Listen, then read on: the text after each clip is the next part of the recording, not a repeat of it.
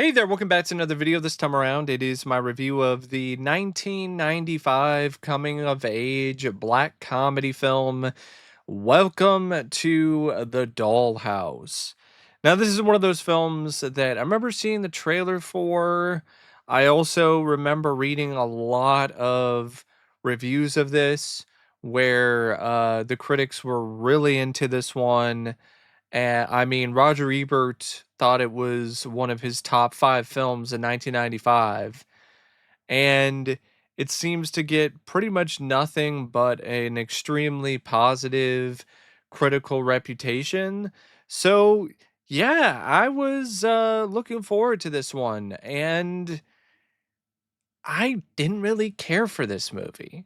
It's one of those films where I get what the writer and the director was trying to do with this film, but this kind of movie just doesn't really work for me because as a story, it's so one note.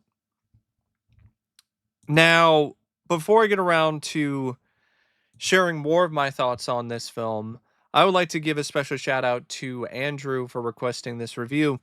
And if there is another film, TV show, or topic that you would like to see me discuss in the future, feel free to donate to either my PayPal, my Patreon, or my Cash App. The link to all three is in the video description down below, and I will try to get to your request as soon as I possibly can. And there's links to all three, not just one link, by the way. Welcome to the Dollhouse is directed by Todd Solondz. And this is a guy who is considered to be like one of the many kings of indie filmmaking. He's been compared to David Lynch, Richard Linklater, other low budget indie filmmakers, Harmony Korine, people like that. And I just really have never been the biggest fan of him as a director. I think in comparison to other directors in this field, like even John Waters, I think he is one of those guys who has like one lane and he can't deviate from it. And he's not bad in his one lane, but after a certain point, once the shock value wears off, there's really not a whole lot to his work, at least to me personally. Now, Welcome to the Dollhouse, directing wise, it's fine. It's a low budget indie drama, black comedy. And there's a lot of shots that are set up deliberately in a way to create some awkward tension or vibes. And I think the director does a good job doing that, specifically with his use of medium and wide shots. And I think that visually, the film definitely does match the ugly tone of the film well, and the seedy uh, uh, aspects of the overall tale, and it does come across like a film that almost looks like you would find in somebody's home movies in a trailer in New Jersey. Kind of has a little bit of that sort of feel and vibe to it. So there is a certain sense of authenticity to the film when it comes to the direction that I do appreciate. And I would say one of the few things that I legitimately like about this movie is the direction and the overall visual style of it. I do like the starkness of it. I think it does provide a good contrast to some of the other Hollywood coming of age films that definitely have this certain larger than life visual style and flair to them. And this is more like warped home movies at points. Like it doesn't really have a style to it that is really anything more than something that you would see from a student film. And I think that actually works in this film's favor because it is trying to be so real and raw and separate from this Hollywood ideal or this Hollywood version of teen life. So directing wise, I think for the kind of film that this is, he did a good job. I just don't really care for his filmography for the most part. I would say this is the one I can deal with the most out of all of his other films in his filmography. Happiness has some things about it that I do like, but I'm still not really the biggest fan of that film. And then all the other ones that I've tried to watch, Wiener Dog and some of the other films from his filmography, I just really couldn't get into. Because in a lot of ways, I want to see what other people see in filmmakers like this. But storytelling, palindromes, Dark Horse, life during wartime, just really not the kind of films for me. I just wasn't really into these movies. They just didn't appeal to me personally. And I like black comedies. The issue is I don't really find Todd Solondz's films funny. I find them sad and I find them depressing, but I don't really find them funny. I don't really see the humor in these movies. And I don't find shock value and lines of dialogue where a girl tells another girl to take a shit to be funny. But that's just me personally. And speaking of that, I might as well transition into my thoughts on the script. Now, Todd also wrote the film. I appreciate a writer and a filmmaker who's willing to cross some boundaries, who's willing to break some barriers. But I prefer that to be a part of a compelling story and narrative with strong characters. And I don't really get that with this script. It focuses on this bullied 12-year-old junior high student named Dawn Wiener. She's uh, really emotionally distant, troubled, outcast who is bullied by not only her peers at school, but also by her parents and treated poorly by pretty much everybody except for this one fellow weird kid that she hangs out with called Ralphie. And Todd does a good job making you sympathize with Dawn and feel for her and ultimately root for her to stand up for herself, but she never does throughout the entire movie. She just sulks back into a corner by the end of the movie. So all that build up for nothing, really. When it comes, there's no arc for her. In all honesty, she just succumbs and just becomes numb to everything. And I understand that that is realistic, and I understand that some people really love that about this story and about this script. But that's not a completed arc. She's was numb to things even before all of this. So it's not like she really changes that much. And the other characters really aren't that much better. Like Ralphie, he's a dork. He's a dweeb. Uh, the other siblings like Mark and Missy. Mark's a nerd who really treats his sister like crap most of the time. Missy is the favorite star child of the family who is always being given all these accolades and good words and leeway and treated like she's a princess. And you got Brandon, who is this bully who then falls for Dawn, but the whole love story between him and Dawn is just another way for him to manipulate people. So it doesn't even really feel like anything genuine in that regard. Steve, who's this older senior who's playing for this band that Marcus decided to set up called the Quadratics, he's also a jerk, really. He was just using people. A lot of the characters in this are just manipulative or just bad people.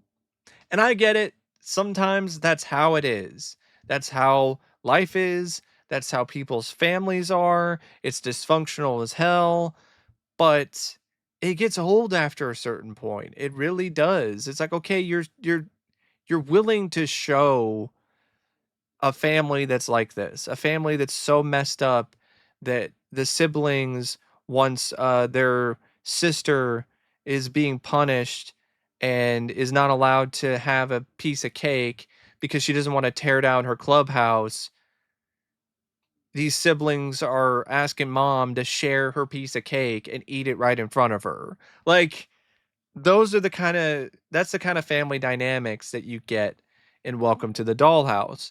And I think for some people that's refreshing and that's new, and maybe for 1995 it was, but for a lot of people that's just the kind of thing that they dealt with every day.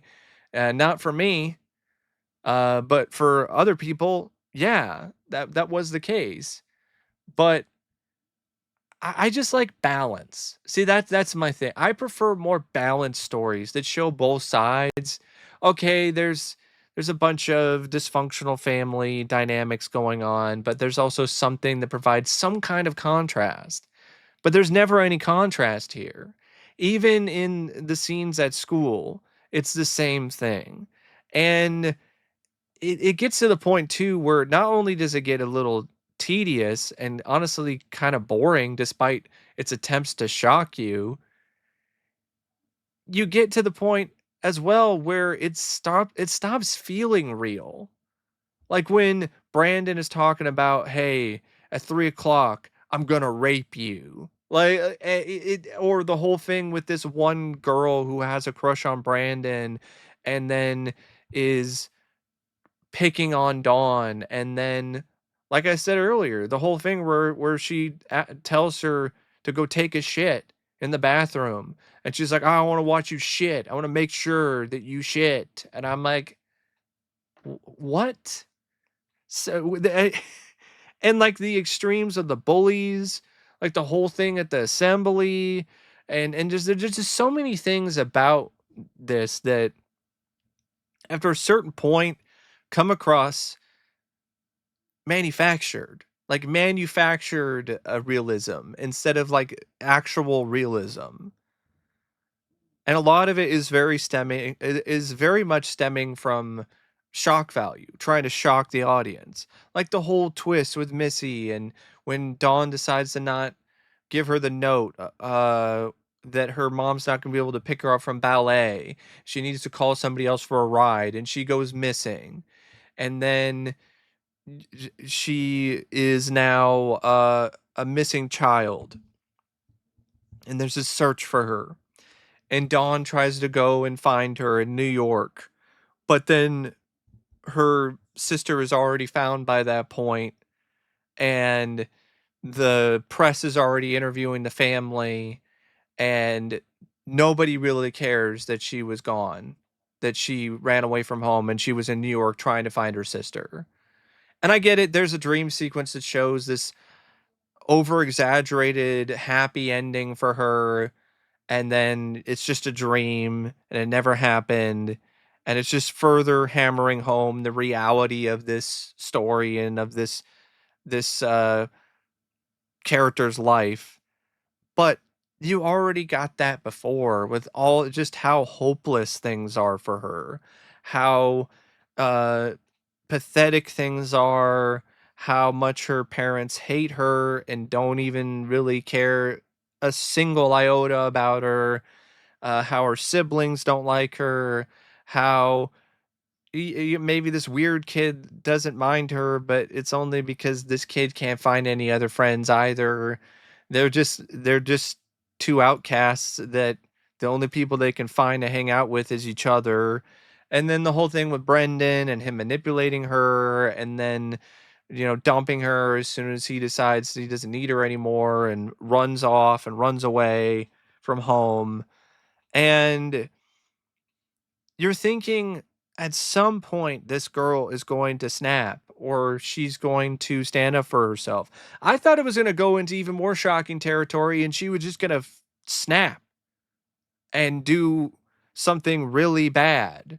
And this is a story about what can happen when you push somebody too far. No, it doesn't go that route either. The closest it gets is when she breaks the parents' anniversary uh tape with a hammer, and then goes to hide the hammer under her bed later that night, and then contemplates bashing her little sister's head in with it. I'm not saying we need to see her do that, but other than that moment, she doesn't really spiral. She doesn't have that breaking point. She just continues to be the same numb, sullen kid she always was from the very beginning.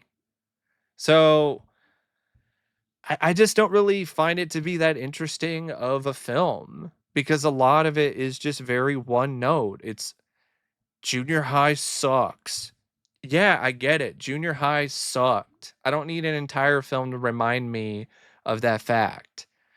Families are dysfunctional. Yeah, I get that too. Do you have anything more to add? And I know people feel that, okay, it's like a satire of the American family dynamic and the American dream, and I'm like, it's not really that clever of a satire though. It just bashes you over the head with how pathetic and how depressing and how mean everybody is to Dawn, and how people either use her for things that they want from her, or she doesn't get what she wants in the end. And some of the things that she wants is also equally as messed up as a lot of the other stuff in the story. There's a whole subplot about her wanting to have sex with the lead singer of the Quadratics, with Steve, who is a senior in high school.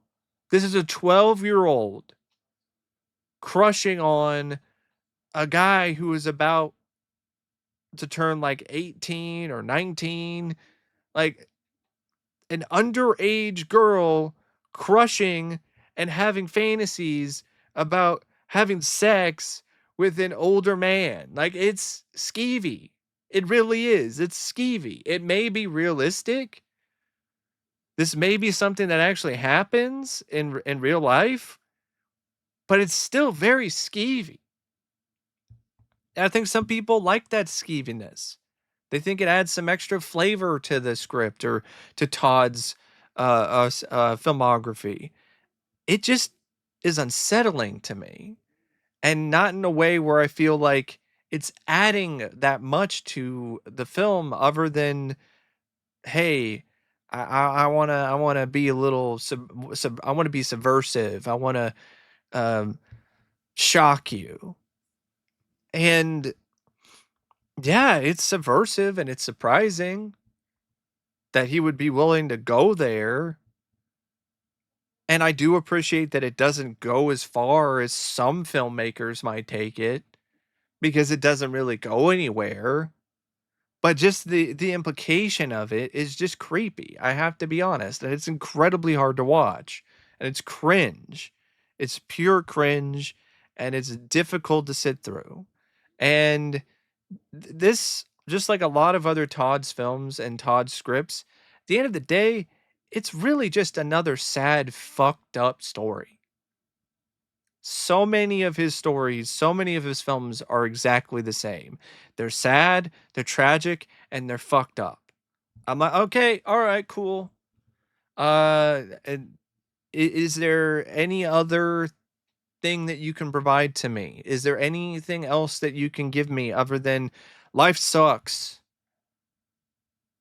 Because that's just the kind of vibe that I get from this movie and from a lot of other films that Todd has directed and written.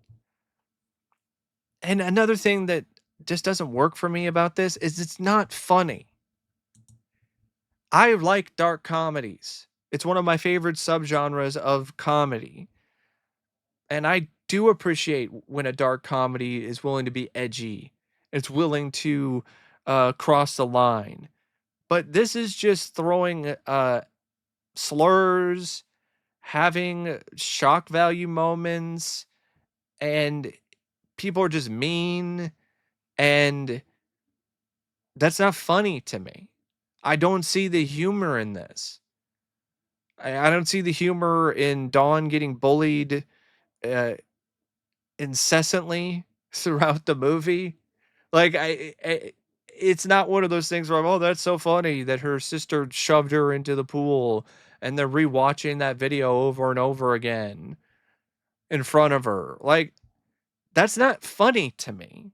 The one time I chuckled is when Mark, after he and his band were doing their first rehearsal, they stopped in the middle and they're like, "Shit, we suck. This fucking sucks." And I'm like, that was the one time that this story and this script actually made me laugh.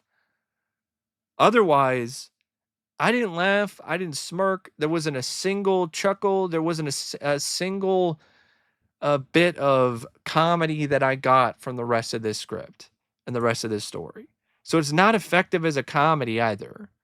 It's not that effective as a story because there's no arc to it for the most part.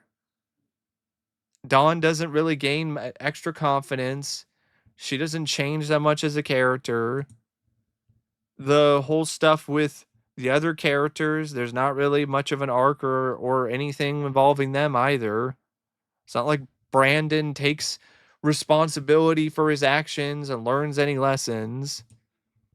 Nothing really happens. Really, other than the whole stuff with the sister getting kidnapped. But then, other than that, there really isn't much of a conflict. There really isn't much of anything to keep you drawn in because there's not much of a story going on. It's just a story about this girl who's bullied and lives a pretty shitty life. And then by the end of the movie, her life is still shitty. Like that's welcome to the dollhouse. That's really what this story is and what this script is in a nutshell. Now the cast, they do some good work. I mean, Heather Matarazzo, I thought she was great as Dawn.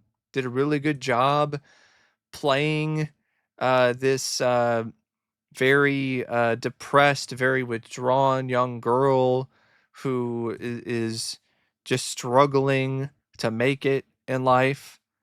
And Matthew Faber was fine as her brother, although some of his dialogue, some of his lines were kind of flat. Daria Kalinina as Missy was very annoying, a very bratty sister, and it was a good performance by her in that regard. Uh, Angela Pietropinto as Marge, the mother. She did a good job playing a mother. I would have hated to definitely had when I was a kid. It made me appreciate my mom a lot more after watching her play this just absolute bitch of a mother. Uh, Buell as Harv Wiener, the father. He wasn't. I mean, he was still good for what he was asked to do, but it wasn't like he was a really good guy either when it comes to the character that he was playing. But it was an effective portrayal. Brendan Sexton III as Brandon. I thought he did a good job playing this bully, this manipulative kid. Eric Mabius, and I think it was like his acting debut was Steve. He was not too bad. He had some other moments that I could see maybe a laugh coming from if things were handled a little bit better, but I can't really say that his performance is anything that stood out that much to me though. But it was still better than, what he did in other things that he's done in his career. But I'm not gonna say that this was like a really amazing performance. I mean, a lot of it is him just imitating Jim Morrison for most of the film, to the point where he even talks about wanting to be like the next Jim Morrison. But definitely, it's more of Heather Matarazzo's film, and she does the best that she can to carry it. The cinematography where Randy Drummond, it's not something that I would personally find to be that impressive, but it works for the kind of film that it is. You know, the down and dirty, raw, unfiltered quality of the movie and the style of it.